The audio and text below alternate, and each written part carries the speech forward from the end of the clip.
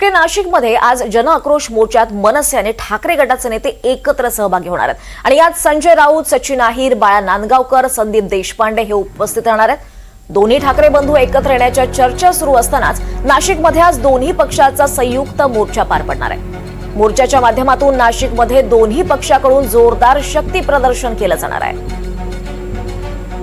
अधिक माहिती घेऊयात आमचे प्रतिनिधी प्रांजल कुलकर्णी यांच्याकडून। प्रांजल, आज नाशिकमध्ये जन आक्रोश मोर्चामध्ये दोन्ही गटाचे अर्थात मनसे आणि ठाकरे गटाचे नेते एकत्र सहभागी होणार आहेत। नेमकं काय घडतायत घडामोडी? दीपाली, आपण बघितलं तर राजकीय गुन्हेगारी, कृषी असेल, यासोबतच आगामी कुंभमेळ्याच्या पार्श्वभूमीवरती नाशिक हे महत्त्वपूर्ण शहर हे सध्या ठरतंय।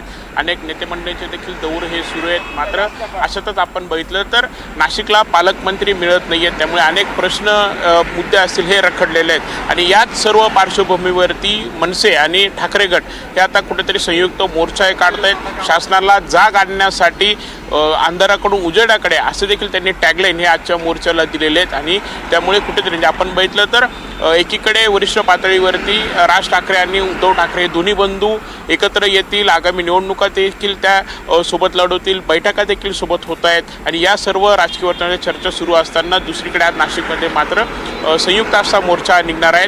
आपण बघितलं तर मागे मराठीच्या मुद्द्यावरून दोन्ही पक्षांकडून मोर्चा काढण्यात आला होता आणि आज नाशिकमध्ये सामान्य नागरिकांशी संबंधित निगडीत जे काही प्रश्न आहेत त्या प्रश्नांवरती हा मोर्चा निघणार आहे। सकाळी 11 वाजता बीडी भालेकर मैदानापासून तर जिल्हाधिकारी कार्यालयापर्यंत हा मोर्चा निघेल। यामध्ये जवळपास जिल्हाभरातून 20,000 कार्यकर्ते आणि नाशिककर सहभागी होतील असं दोन्ही पक्षांकडून सांगितलं जात आहे। शहरभर होर्डिंग्स हे लावण्यात आले आहेत, सर्व तयारी ही पूर्ण झालेली आहे आणि या मोर्चामध्ये ठाकरेंच्या शिवसेनेकडून खासदार संजय राऊत यासोबतच सचिन अहिर, तर मनसेकडून बाळा नांदगावकर, संदीप देशपांडे आणि अविनाश अभ्यंकर हे वरिष्ठ नेते देखील यामध्ये हजेरी लावणार आहेत। त्यामुळे एकंदरीतच या सर्व प्रश्नावरती म्हणजे यात आपण जर बघितलं त्यांची प्रमुख मागणी आहेत की काही दिवसांपूर्वी आपण बघितलं तर हनी ट्रॅपचा मुद्दा हा चांगला चर्चेत आला होता आणि त्यामुळे नाशिकची बदनामी झाली आहे। या सर्व प्रकरणाची चौकशी करण्याची मागणी या मोर्चातून केली जाते।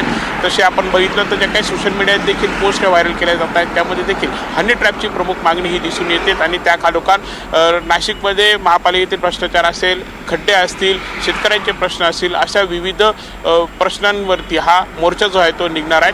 11 वाजता या मोर्चाला सुरुवात ही होणार आहे आणि कुठेतरी या मोर्चाच्या माध्यमातून आगामी स्थानिक स्वराज्य निवडणुकांच्या पार्श्वभूमीवर देखील नाशिकमध्ये जोरदार शक्ती प्रदर्शन हे केलं जाणार आहे। निश्चितच प्रांजल, त्यामुळे या दोन्ही पक्षांकडून कशा पद्धतीने हे शक्ती प्रदर्शन होत आहे पाहणं महत्त्वाचं ठरणार आहे।